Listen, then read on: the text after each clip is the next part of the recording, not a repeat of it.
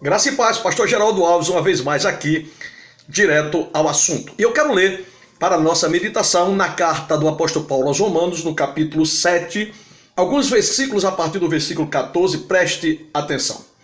Porque bem sabemos que a lei é espiritual, mas eu sou carnal, vendido sob o pecado.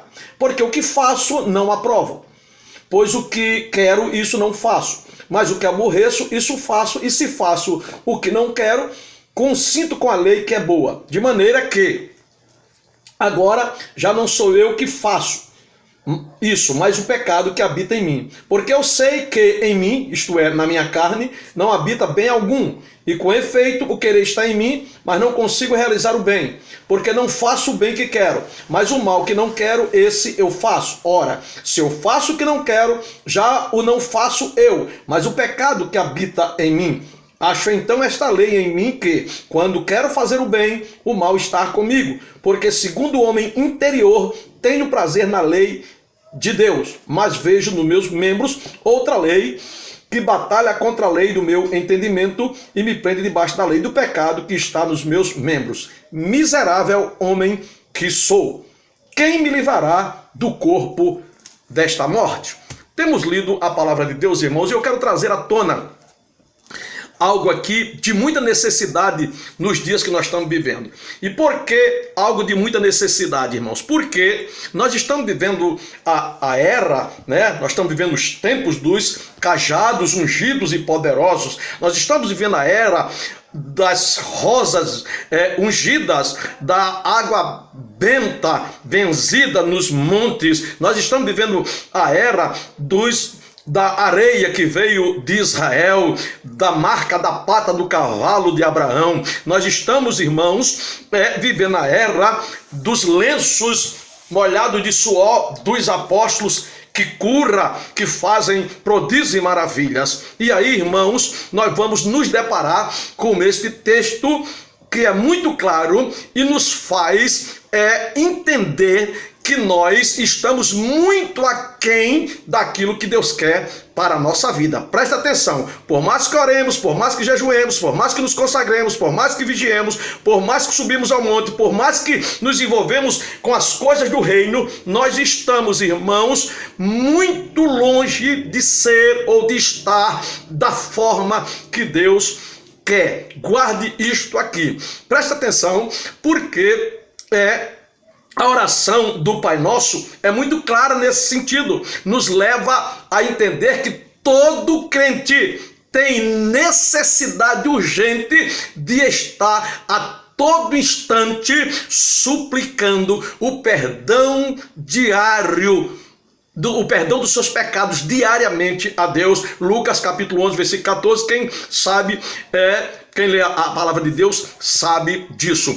Tiago, na sua carta no capítulo 3, versículo 2, diz que todos nós tropeçamos em alguma coisa. Não há ninguém perfeito. O apóstolo Paulo diz que Deus, olhando do céu, não viu um justo sequer. E agora, irmãos, vem o apóstolo São Paulo, eu estou falando de São Paulo, vem o apóstolo São Paulo nos mostrar que somente o crente tem duas naturezas. Ele mostra no versículo 22 isto: porque segundo o homem interior tem o prazer na lei de Deus. Ele primeiro mostra o homem interior. Ele diz: dentro a vontade é ser fiel, dentro a vontade é ser reto, dentro há um desejo de ser fiel a Deus. Porém, no versículo 23 ele fala de outra natureza que guerreia contra essa natureza. Versículo 23: mas vejo nos meus membros outra lei que batalha contra a lei do meu entendimento e me prende debaixo da lei do pecado que está nos meus membros. Presta atenção que ele mostra que por dentro a vontade dele é ser fiel,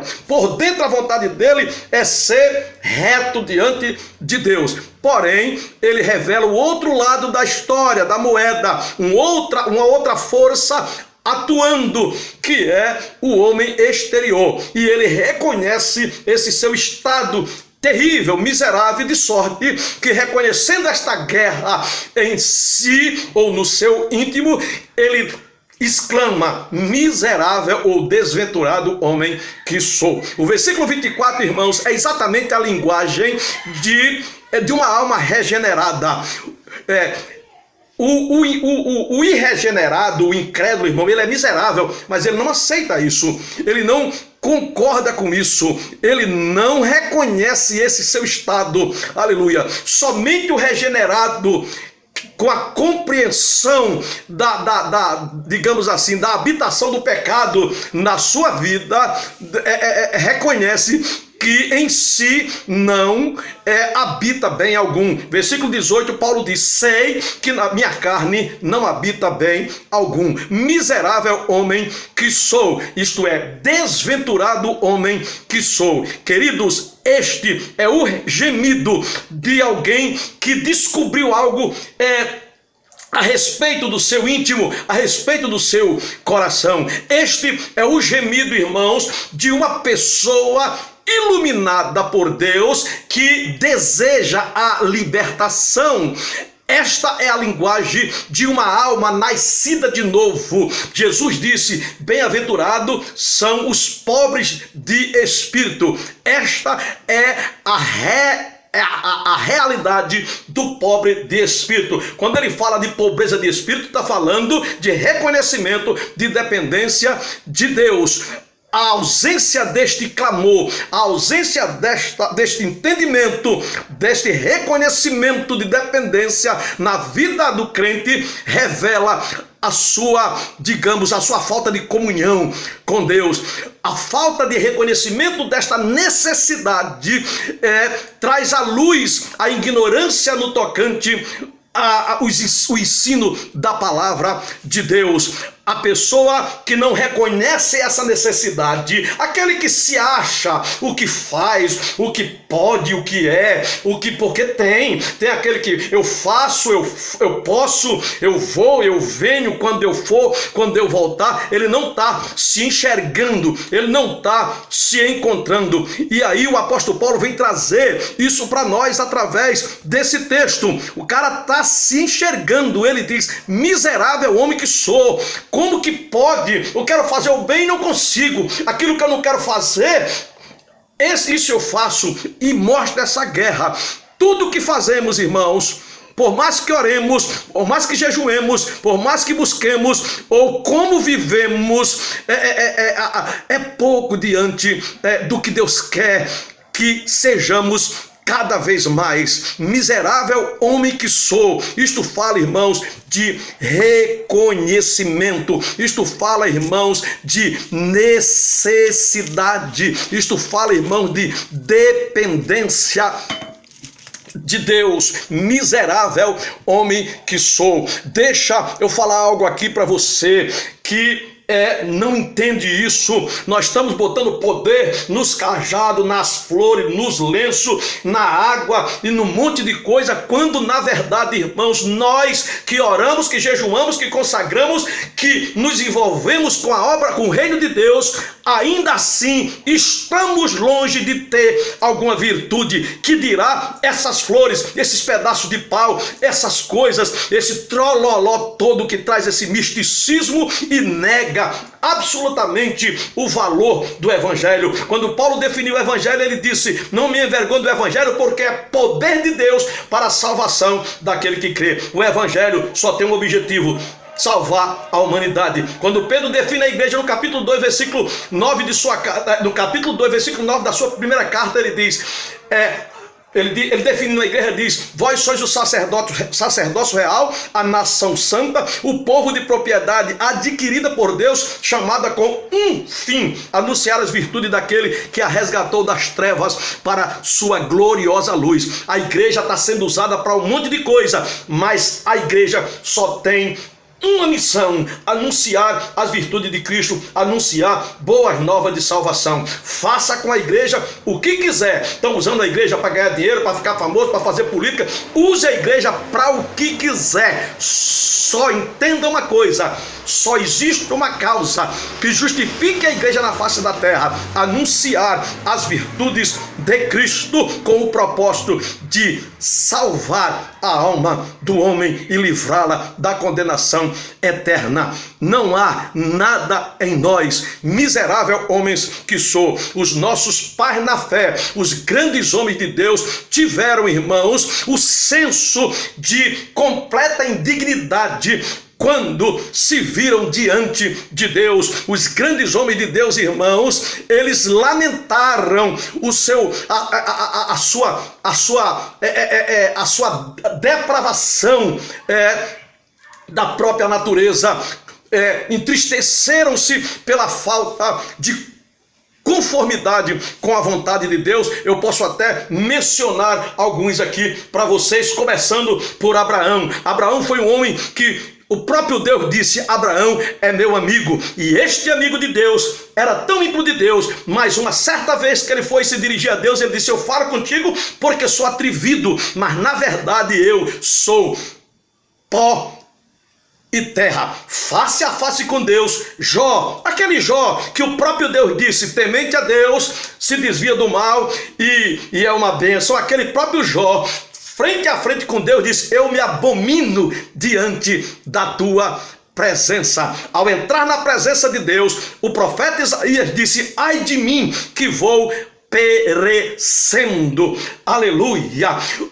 Daniel, irmãos, teve uma visão, e presta atenção, Daniel não viu Deus, Daniel viu um anjo de Deus. Isso aqui para você que fica vendo um anjo aí de 5 minutos, presta atenção. Ele viu um anjo de Deus e ele disse que o temor e o impacto foi tão grande na vida dele que o rosto dele se desfigurou, o corpo dele ficou fraco, as pernas não suportou o peso do seu corpo e ele caiu com o rosto em pó. Ele disse: não restou força em mim. Numa certa carta de Paulo a Timóteo, ele diz que Jesus veio para salvar os pecadores, dos quais ele era o principal. Observe, queridos, para me encerrar, que estas declarações aqui não foram feitas por pessoas incrédulas, não foram feitas por qualquer pessoa, foram feitas por crentes de verdades que reconheciam a sua dependência de Deus. Isso nos mostra, irmãos,